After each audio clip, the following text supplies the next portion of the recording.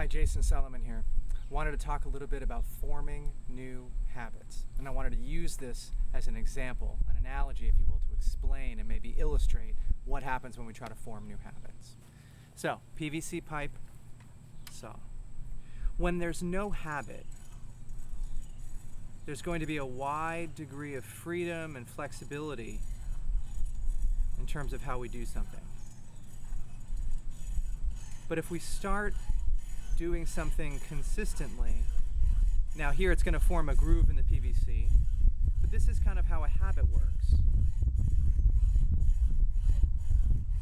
So as I create a bit of a groove, now all of a sudden there's a place that things kind of default to. And that's what a habit is. Now, the more that I practice, let's say I practice weeks, months, even years, this habit's going to get more and more ingrained. And as this habit gets more and more ingrained, it's going to be harder to then form a new habit, because every time you try to do it in a new way, you're going to default to that previous habit. Much like the blade getting stuck in that deeper groove that already exists. Now here's the part that most people don't want to talk about. Let's say, and this comes up with embouchure changes a lot for brass players, but let's say you needed to form a new habit, and the new habit is vastly different from the old habit. Let's say it's way over here. Okay, well there's going to be some freedom and flexibility at the beginning, and that's going to make, we might call that inconsistent, but eventually you'll be able to start a new habit. And that becomes the new habit. And if it's vastly different from the old habit, you're not going to have a lot of times where you happen to accidentally default back to the old habit. But the problem is, what if this groove right here represents the old habit, and the new habit is just right next to it, representing something that's only slightly different from what you currently do? Oh, fell into the old habit.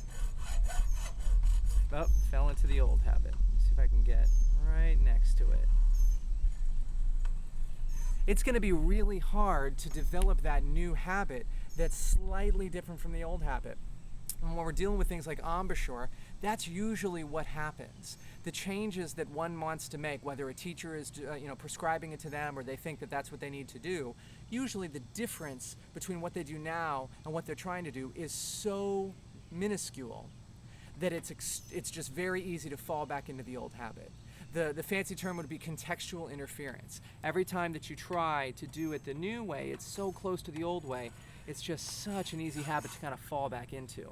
So if you needed to start a new groove, a new habit that is very similar to the old habit, you'd have to go very slowly, you'd have to be very specific with your movements, and it's going to take a long time. You'd have to get to the point to where this new groove has a bit of a footing. Okay, so now I've got this new groove. This is my new habit. So my new habit's working. But still, if I'm not careful and I'm sloppy and I don't think about it, all of a sudden, next thing you know, I may default to the new habit, but I may default to the old habit. It's very easy to get back into that old habit. And so this new habit's going to take a long time to just be very deliberate, very particular, very specific. And this is usually what happens. People usually get to this point where there is a habit that's formed and it works some of the time, but let's say it's about 50-50. Let's say the two grooves are the same and you got about a 50-50 chance of doing it the new way or doing it the old way. That's going to be one of the more frustrating points in your life, because you've put in so much time and you've invested so much effort to make this new habit and it doesn't work enough, right? And so you get frustrated and then you stop somewhere halfway through. And so a lot of times we have people that say, oh, well, I made a huge embouchure change. Everything was wrong and I made this huge change and it wasn't that bad. Well, of course it wasn't that bad. It's way over here. There wasn't as much contextual interference. But then you'll have people that need to make a slight change. And it gets so frustrating after a while because they keep falling back into the old one that they give up halfway through and they say, oh yeah, I tried to change my embouchure and it wrecked everything. Or yeah, that teacher tried to change that person's embouchure and it wrecked everything. Their playing was never the same, and they hated playing and they quit and all that.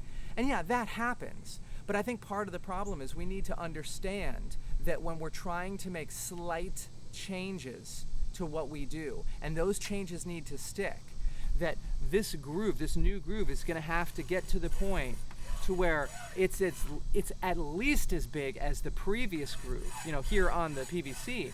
But what that means is that the new habit needs to be at least as well established as the old habit. So the longer that you were doing it the old way, and the later in your journey that you try to establish this new habit, and the more minuscule the difference between the old habit and the new habit, the tougher it's going to be. Now, it's not impossible. I started changing my embouchure when I was 38 years old because I realized that there were just some things about the way my face worked that wasn't getting the job done at a professional level. I'm now 42. It's been about 4 years, and I still have to work on it every single day, slowly, methodically, specifically. And if I do that, I notice little tiny improvements every day. And it's probably going to take me 1 or 2 more years. Why? Because I played for 25 years the old way. That's a long time to develop this old habit. So just keep this in mind if you're trying to make some changes with how you play. It doesn't have to be embouchure, that's just an example. The longer you've been doing it, and the more minuscule the difference between what you do now and what you're trying to do, the harder it's going to be. You have to be very specific, you have to be very patient with yourself. But it can be done. Go do it.